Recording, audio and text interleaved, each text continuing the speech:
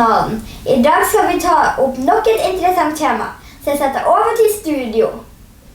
Utrolig bra. Nå skal vi snakke om et helt annet tema som brennhett for tiden.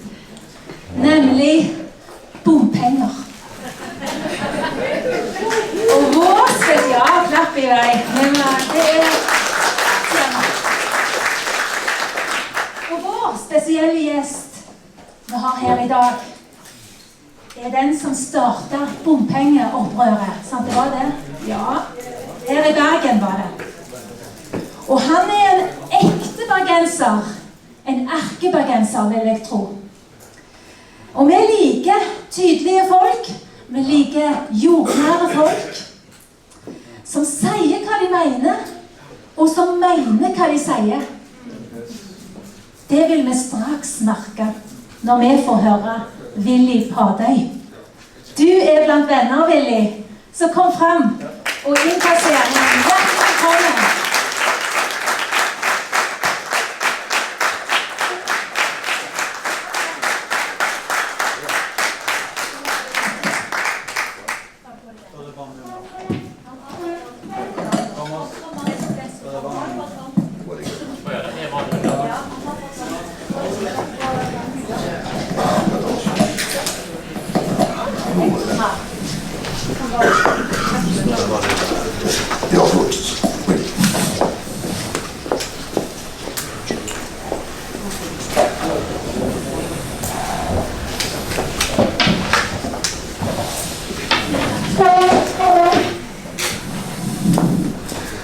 Dette blir som å hoppe etter Virko, da.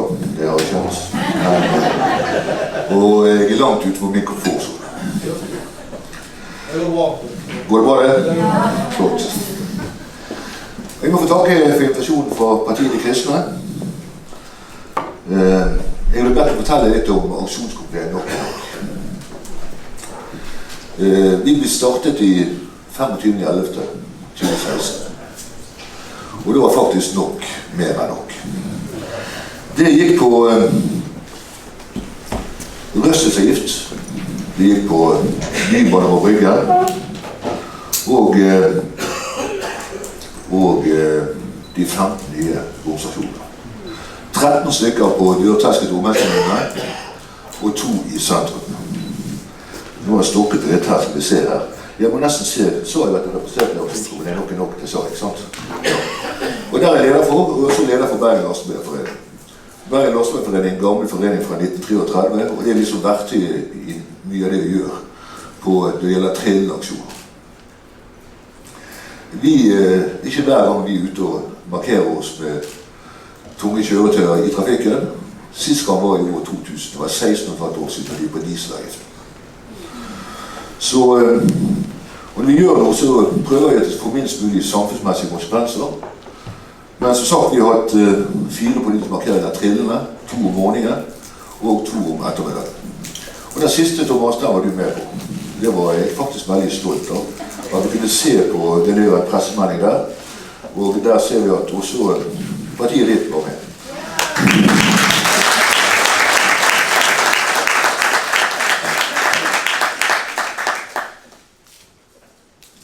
Ja, vi har også gjort mye annet. Vi har nå har jeg skrevet mye, jeg har så mye stikkord senere bak der også, men får se, for dere får bare tilgi meg hvis jeg hopper litt også. Men den første aksjonen hadde vi 14. desember 2016. Uken før hadde Kobber og Blikkesøverløget, det er gammel løg med 450 års tradisjoner i Bergen. Og murmesterne, de hadde en runde med 200 murmester og Kobbersøverløget, håndverksbiler rundt det gamle rådhus. Det kanskje husker kanskje du. Det var liksom forretten, det var det forretten, hovedretten, og desserten ikke kom til. Og alt dette går på den byen vi er så glad i. Når den røsteskipet kom, det er klart at vi som transportforretninger og transportører, det får en stor konsekvens for oss. Men det rammer egentlig de svakeste først. Og alle har vært i tidsklemmen. Jeg husker det var det folkevogn. Det var mer eksos inne i bilen enn utenfor. Og de skulle rekke alt. Og det er ikke alle som har råd til Tesla. Og det er tidsklemmen, og der har vi vært. Og et sosialistisk byråd, hvis jeg får lov å bruke det begrepet, det er helt utrolig at dette rammer jo først og fremst de som er i oppbyggingsfasen. Når vi kommer til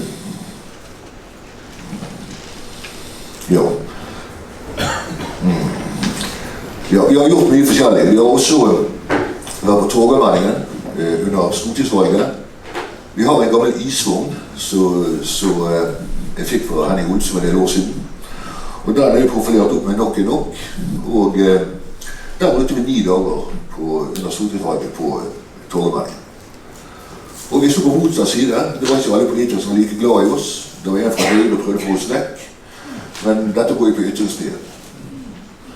Og der fortalte vi utrolig hvor lite de vet folk, egentlig. De leser overskriften, de følger ikke med lenger ned. Og det skulle bli bybanen over torget og over bryggen. Det var mange som ikke har med seg det. Så vi snakket med mange hyggelige venner, og vi har mer og mer frustrert disse forskjellige partiene, Arbeiderpartiet og Co. Hver dag vi var der nede, for det fikk en viss press på seg mot å svare for seg. Så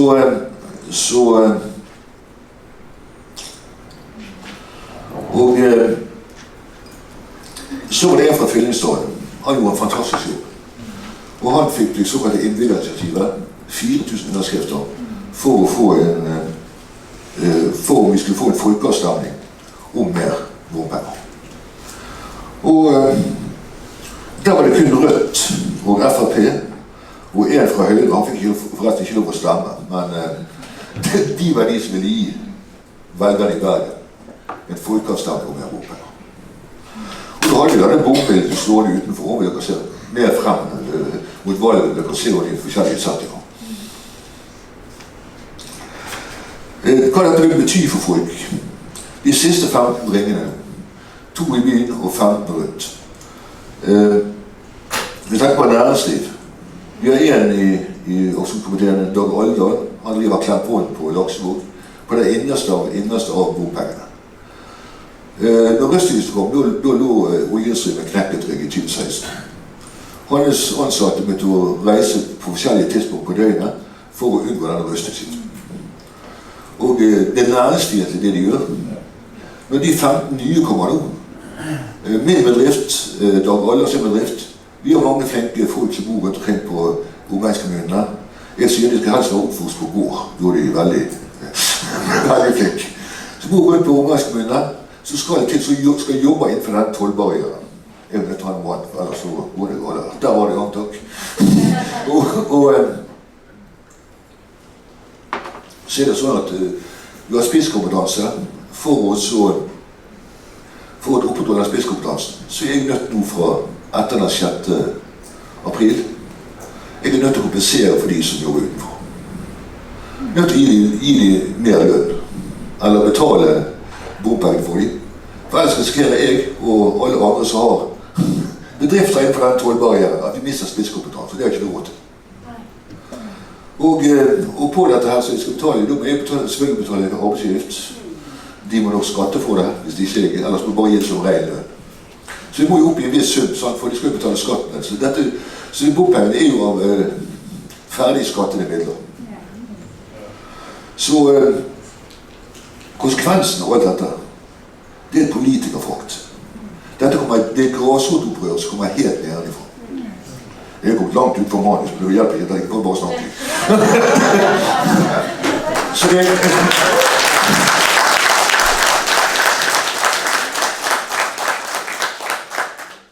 men bare gi beskjed hvis jeg gjentar meg selv flere ganger. Kan du bare diskret bare gjøre sånn, for det kan jeg begynne på nytt igjen. Men dette er et grasrotopprør som kommer helt nedenifra. Og ikke på den siste gangen, men når vi hadde disse politiske markeringene, vi hadde 8 forskjellige innslagsfelt. Fra Åsane siste gang så var det 600 personbiler, ikke siste gangen før, og 130 lastebiler bare fra Åsane.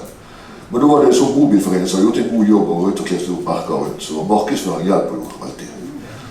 Vi har forsøkt å bli kreative i media, at de ikke skal komme frem med budskapet vårt. Da har vi kjøpt helsider av BH-et. Så da bare send ut til pressemelding, vis oss at du kan se der vi har 4 format. Det var den siste. Det åpner for støttemedlemskap også i foreningen. Med 100 kroner i støttemedlemskap, og bedrifter kan jo melde seg inn. Vi ligger jo hele tiden på konkursens rand, men vi har jo greit til. Det vi gjør for noe, vi kommer ikke til å gi oss. Og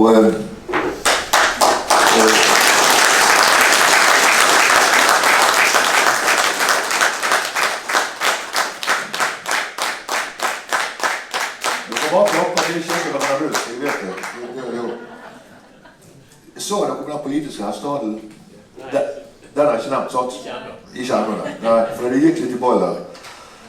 Men ja, jeg kan snakke om Arbeiderpartiet lite valg på ikke-bybanevalg. Jeg kan være litt innabil under bryggen, for halve bryggen med gamle Bukovstrøk, Fjellesbataljon. Gamle tromsaler der. Så, men jeg driter med habiliteten akkurat på det. Så i til 14 dager så gjorde jeg hestene med KrF og Venstre om den bybanebryggen. Og vi skal opprettholde den politiske hukommelsen. Den eneste bergenser angående den saken der.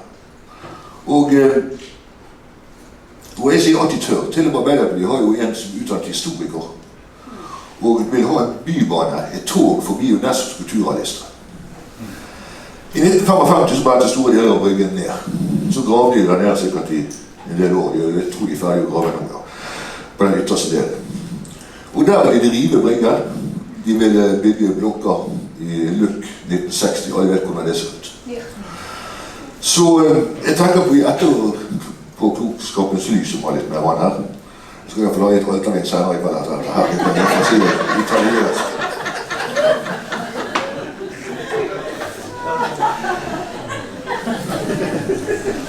Hvor langt må jeg komme?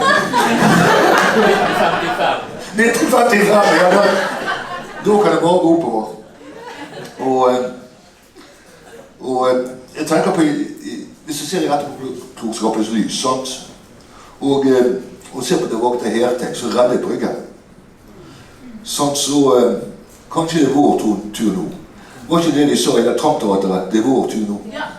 Ikke det deres tur, vår tur.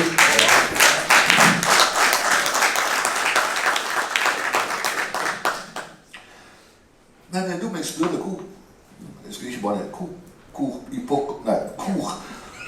hvor pokker fant vi disse politikerne? Er de fra Bergen?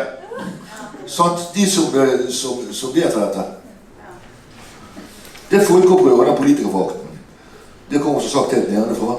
Det får enorme kostnader for næringslivet. Det får enorme kostnader for den menige mann. Det er inflasjonsdrivende. Sant? Jeg kan ikke sitte og snakke om dette her, men det hjelper ikke å ha tatt med meg, for jeg står jo bare og snakker. Men, og så har vi den miljøvennlige delen. I Norge forurenser vi 0,12%. 0,2%. Og da har vi ikke tatt med skogene våre. Så for vi også i transportbransjen og næringslivet, vi vil jo ha et miljøvennlig del. Vi kjøper Euro 6 lastebiler, og bare si akkurat om det.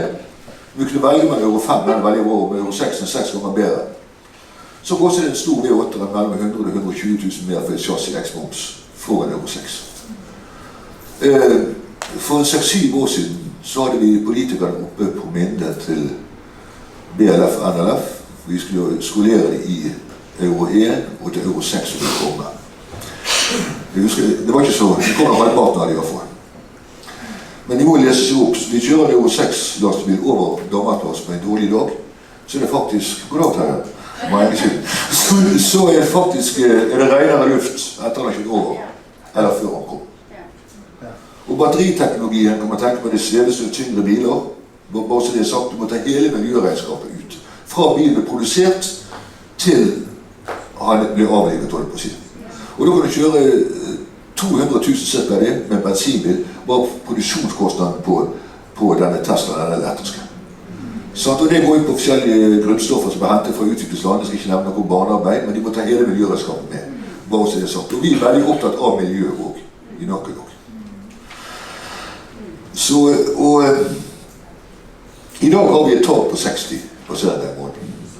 Vi har ikke toveis innkreving, og vi har en såkalt timeregel. Det skal bilens tid er forbi, så skal jeg til. Jeg skal ikke nevne navn, så er jeg en arbeiderpartipolitiker. Jeg skal ikke nevne navn. Så er jeg en arbeiderpolitiker. Det kan du stryke.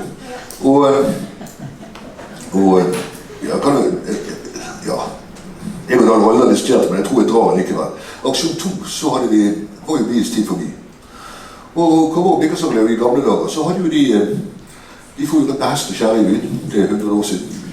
Vi fortalte når de satt på trikken med en stie på utsiden, så var det åpning i vinduet foran og bak på trikken, så holdt de stien på utsiden, så det er 5 meter lenger bak på det andre siden. Alle verktøy hadde de med seg. Så vi tenkte det at på en aksjon 2 da, så tok Kåre Blikkersagle løye og tok inn på stiv og rør og verktøy opp med lagun, på trikken som gikk fra lagun. Vi hadde hatt en prærievogn og 2 hester fra Hontvedt. De stod oppsalet nede med jernbanestasjonen. Og trikken stoppet nede med jernbanestasjonen, og vi leste over disse spirrørene og verktøy og sånt som. Og der kjørte jo disse fra Kåre Blikkersagle som gjorde for 450 år siden rundt i byen med 2 hester og verktøy og sånn. Så vi måtte synliggjøre at dette skal vi tilbake i tid igjen. Sånn, dette må vite, da hadde vi kjent til veterinæren om det vi heller ikke skulle sagt, så jeg har diskusjonen her, men jeg sier likevel, for at de hadde spist rett til frokost, for det var over 6 hester. Så det ikke var for store utslipp. Sånn, så...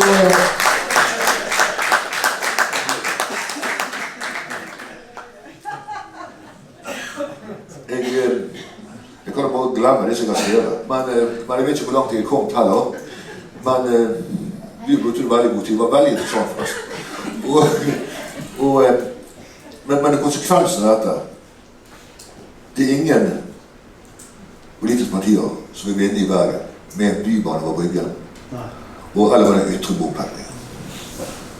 Det her er bare å hente penger fra bilisten, og det går over den vanlige arbeidstakers lønn. Det så fullstendig usosialt ut. Og det vi har glemt er at alt henger sammen med alt. Så jeg hadde jo hatt mange diskusjoner uten å nevne vår direktør i NLF om dette, sant? For vi har vår næring, men vi har alt av andre. Så alt henger sammen med alt. Og skal vi overleve denne byen her, så den ytre bompengen var vekk. Vi må lage ringvei øst for å få trafikken vekk fra inn i Førskeveien og ut inn i Rana. Vi er nødt til å ha et kollektivtilbud vi har råd til. Vi kan ikke velge på øverste hylle. Det utgår teknologi. Elektriske busser, det kommer i bøtter og spann nå, sånn som lader på busstopp mens de kjører forbi. Så mye mer fleksibel og til en helt annen kostnad. Og politikerne, vi har sagt hele tiden at dette er med bompengevalget som tok skilt i mange forskjellige, masse nattarbeid som nevnte. Nå er det så fantastisk til og med. Dere snakket jo noe veldig gode poeng der. Men nå skal vi kjøre forbi bompengeringen. Hvis du har autogiro, nå må du passe deg, for da blir det for blank. For nå blinker ikke det engang. Du vet ikke om blinken virker. Det står ikke på hva det koster av noe ting. Nå er det liksom deg, vi i aksjonskomiteen, at vi har jo et helt trykkeri inne i Arna, informativt skilt og dekor. Han lager jo reklame og alt. Så har han laget flotte sånne skilt, hva det koster for elektrisk bil, og for vanlig bil, og for diesel. Og jeg får ikke være med, for det er han som har reklamene på lastebilen min, for jeg kan ikke det, sier han, men jeg kan være med som supporter. Og da, det er Stein Ove så var jeg nede om rådhuset hos dere og satt opp nok, da er det natt. Så der setter jeg opp noe opplysningsskilt i blå og hvit, sånn at hva det koster for oss å kjøre forbi. Og da hjelper vi Vegvesenet da. Og så, vi har jo selvfølgelig en advokat også, så nå skulle de anmelde oss. Det vi håper og ber litt om kvelden nå, at de må anmelde oss. For det kom en ny paragraf i straffeloven nå, at den kjenner seg den taggeparagrafen.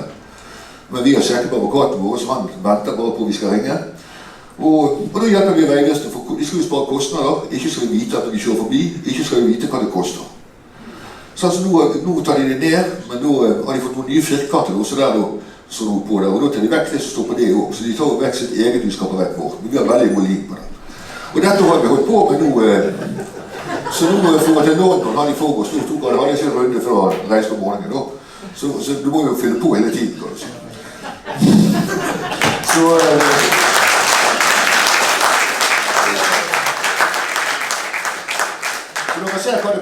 er ikke Vegvesenet, men de har rette priser og alt sånt, så vi veldig følger godt med på det.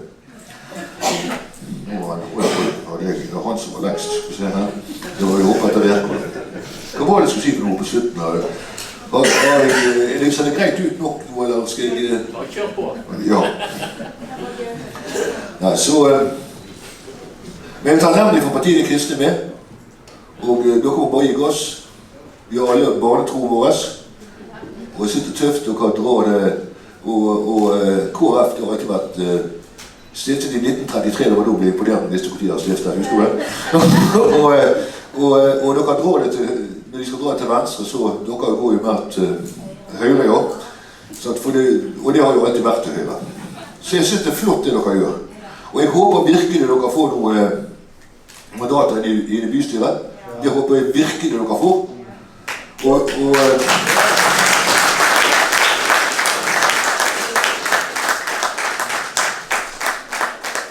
så en ting til, så at vi blir, skulle tro vi var, det var nesten si at vi valgkampkontoret til, hva heter det, Folkeaksjon mot nei til bompenger, ja. Men han er viktig. Men folk blander oss med han. Vi er en upolitisk forening. Jeg håper vi kan legge oss selv ned 10. september. Og at ikke bruk for oss lenger, men det er politikere som bestemmer det. Så nå i den siste dagen vi fikk dette med, siden jeg meldte meg inn i FrP for et år siden, at jeg var ute i 25 år, det gikk vi jo samtidig med han, så skrev vi noe på denne pressemeldingen som ligger der. Pensjonistpartiet, Fremskrittspartiet, partiet de kristne og Folkeaksjon nei til mer bompenger. Og da får vi liksom vise det at vi er upolitisk, sant? Altså, kan måtte stemme med det, men det er det vi er. Og vi skal nedlegge oss selv etter valget, håper jeg. Og så... Jeg tror det var en gammel, for du arresterer meg du, men at det var en gammel gresk filosof, så vet jeg ikke husker. Jeg vil bli gammel etter hvert jeg også. Og folket får, de politikerne, folket fortjener.